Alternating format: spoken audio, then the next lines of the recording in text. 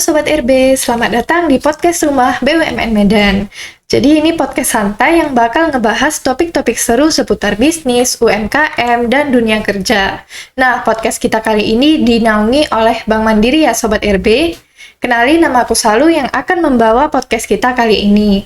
Dan hari ini kita bakal ngebahas tentang gimana sih membaca peluang bisnis di era digital. Tentunya masih dengan teman-teman magang kita di sini.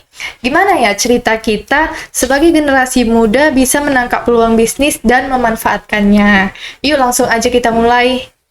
Hai Sobat RB, sebelum kita lebih jauh lagi nih, boleh dong kakak kenalin diri dulu dan apa sih keseharian kakak di sela-sela kesibukan kakak inilah. Oke. Halo Sobat RB semuanya, terima kasih udah mengundang aku di podcast kita pada kali ini. Senang itu bisa berbagi cerita kepada kalian. Perkenalkan, aku Feby Maharani. Aku merupakan salah satu mahasiswa aktif di Universitas Sumatera Utara, Fakultas Ekonomi dan Bisnis, jurusan Manajemen, dan sekarang sedang menginjak semester 6. Aku aktif di berbagai kegiatan yang menurut aku nih bisa mengembangkan pengembangan diri baik di akademik maupun non-akademik.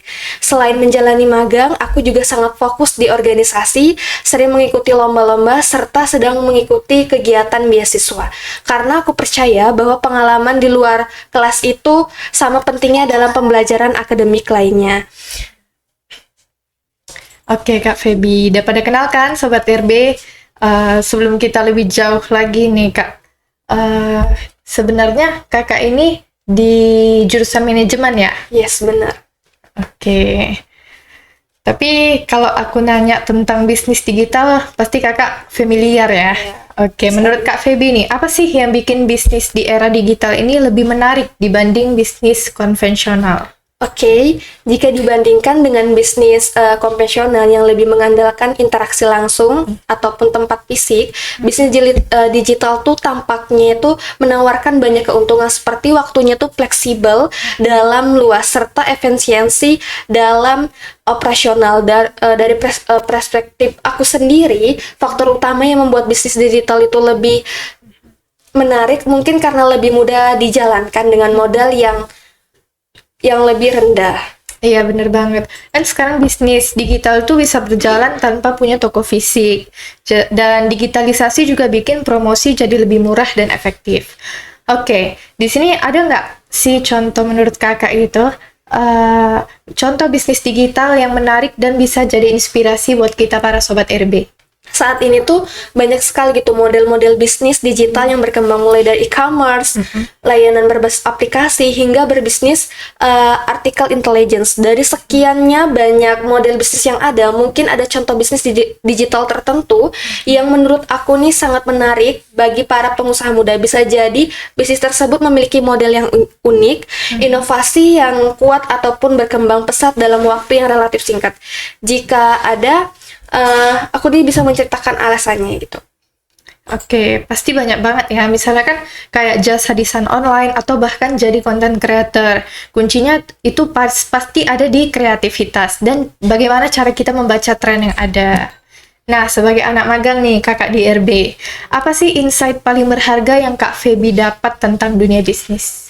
Oke, magang tentu menjadi kesempatan yang sangat berharga untuk menjadi langsung mendapatkan pengalaman nyata di dunia bisnis. Dari pengalaman aku selama magang di Rumah BUMN yang dinaungi oleh Bank Mandiri, ada banyak pelajaran berharga yang bisa aku dapetin. Yang pertama itu ada bagaimana sih bisnis yang dijalankan, strategi pemasaran yang efektif, hingga cara mengelola keuangan dalam bisnis. Mungkin juga ada pengalaman menarik ketika berinteraksi dengan para pelaku usaha yang ada di Rumah BUMN yang memberikan wawasan yang baru tentang lingkungan bisnis.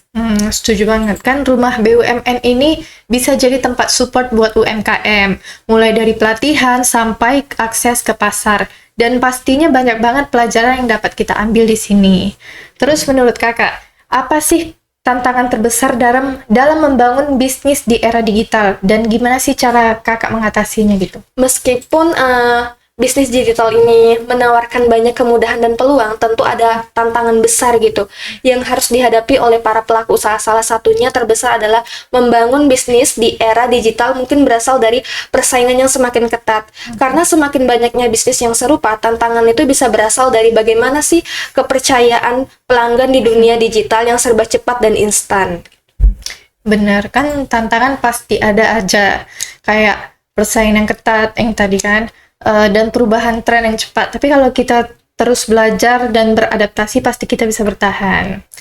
Yang terakhir nih Kak, kalau punya kesempatan lebih untuk bikin bisnis digital, bisnis apa yang pengen Kakak coba?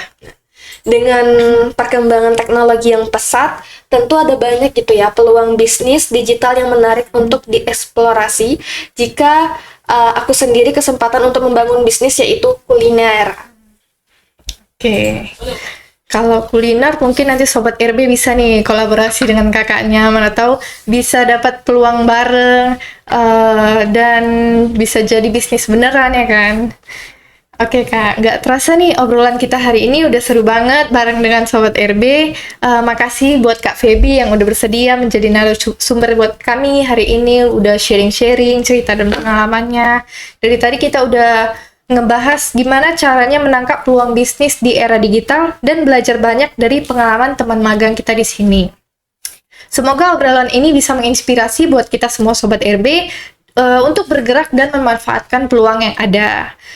Jangan lupa buat Sobat Rumah BUMN Medan untuk dapetin info serta kesempatan keren lainnya. Sampai ketemu di episode selanjutnya Sobat RB.